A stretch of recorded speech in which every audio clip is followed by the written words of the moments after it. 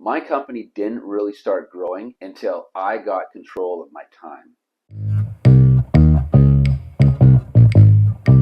Hi, I'm Scotty from Ogden Contracting, and today we're going to touch on why delegating is important, how to start systemizing your company, creating company goals and a shared vision, time management and scheduling, budgeting and retaining positive cash flow, how you can have less stress, more time, and still grow your company. When I first started my contracting business, it was great. I could be on the job site and I could meet with the trades. I was more hands-on. But as I started to grow, I found myself stuck in the office doing mundane paperwork and accounting, quoting. So what did I do? Well, I started to delegate. And the very first position that I started to delegate was my office admin staff, where they took care of all the accounts payables, the accounts receivables, all the accounting issues, all the payroll and administrative stuff that I can do, but I'm way better at meeting clients and making sure that the job is being run more smoothly. So I had to learn how to delegate that. And I got a great book that taught me this called The 21 Irrefutable Laws of Leadership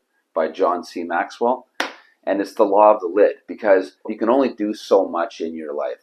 And you've got a lid, so you can only get to this high. And if you want to grow beyond that, you need to broaden your staff. And when you start to grow your company and you've got 5 jobs on the go and there's 20 trades on each job, you want to make sure those trades are getting paid on time and that you have some positive cash flow in your business. And if you're busy in the office doing that kind of work, then the job site starts to fall apart. So you need to have either a project manager or a office manager or someone that does your sales or someone that does your quality control. You need to start thinking about what do you like to do and what are you good at doing, and do more of that. And what you're not good at doing, you need to delegate that to someone that is good at that and someone that loves doing that part of the job, so that you create an effective team. To write an ideal candidate profile that talks about specific jobs that you need done. We've written a blog for the ideal candidate profile, and there is a link in the description below.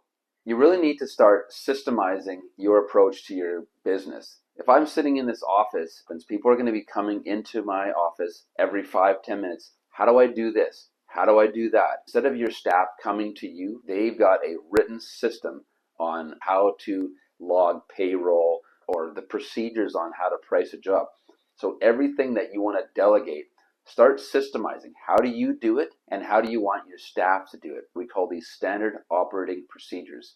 When we first started systemizing our business, one of the very first things, writing our core values, who we are as a company, what we stand for. Repetition is really important, because after A, you do B, and after B, you do C.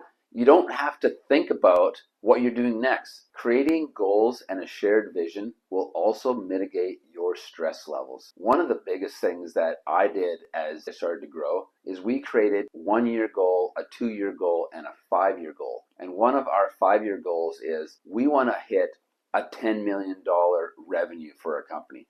So if we're going to hit a $10 million revenue for our company, we should start acting like a $10 million a year corporation. That's helping us progress. Now, those aren't very, very realistic goals to go from, $500,000 to 10 million. So we had to set some smaller goals. So how is it that we're going to get from point A to point Z? Well, we had to put some stepping stones in between. As I started delegating, each of the staff members, they have their own goals. So we needed to create a shared vision. Where do we want to go? So we would have a staff meeting and talk about the needs of our company and where we want to go as a team, and then making a plan to get to that area. That way, we're not fighting each other along the way. We're all on the same page. I can literally sit back and relax because I know that my company's in good hands, because my staff has the same vision as I do. Now, SMART goals is specific, measurable, attainable, relevant, and time bound. Look at each of those aspects so that setting goals becomes reality. Step 1, write it down. My company didn't really start growing until I got control of my time. One of my business coaches told me, you got to block calendar. What's block calendaring? Well, write down, go on your phone, whatever calendar app you use, and figure out, what are you going to do for the next week? Allow time in there for personal time. Allow time in there for, lunch breaks. You have to have a lunch break. Then you can start block calendaring when you're going to meet your staff for weekly goals, when you're going to pay your trades, when you're going to do all your invoicing. Once you have that figured out, it frees up the space in your brain that you can allow for growth, because you know that all I got to do is look at that calendar and I know what I'm doing tomorrow. And your staff can also have access to your calendar, so they know when they can come and approach you with very crucial decisions for the growth of your company. And lastly, the big one is budgeting and retaining a positive cash flow in your company. And we wrote a really great blog on this. We'll leave that link in the description as well. There are a lot of companies that start off thinking, oh my gosh, I'm going to make a ton of money, but they don't know how to keep positive cash flow, and they end up going in the hole real quickly. They spend the money that's not really theirs. So looking at your budget, how much money do you need to bring in to cover your expenses, your overhead, if you ever needed a loan from the bank, and they say, oh my gosh, he's up to date on his accounts payables and receivables, all his staff gets paid, and he's got money in the bank.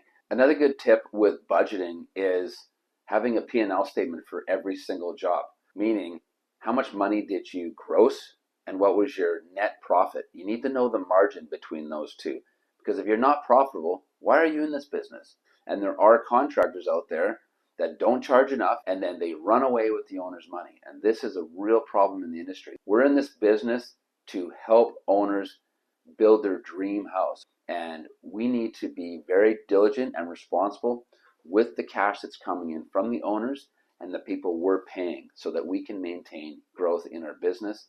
And at the end of the day, you become a very reputable builder in the industry, and everyone wants to hire you. I've got 30 years experience in business. I put together a great business coaching program. If you're interested, visit our website, reach out, give me a DM. I would love to sit down with you and do a discovery call, see if you'd be a good fit for some coaching. Well, if you made it to the end of the video, congratulations. Sometimes these videos are tough to get through. And if you like what you saw, don't forget to hit the bell notification and leave a comment. We'd love to hear from you. And like and subscribe. Thank you for watching. Panic mode. I'm glad we got that on camera. Am I looking at this one right here? Yeah. Do I look like this half the time, or are my eyebrows relaxed? You've got both. Okay. It's more when you get. Because I don't like this, right? Because it makes you like look psycho, right? When you're like. Watch the cord. I locked the front door, so I didn't want to. We're not filming or nothing. I'm so sorry. I got it. So sorry.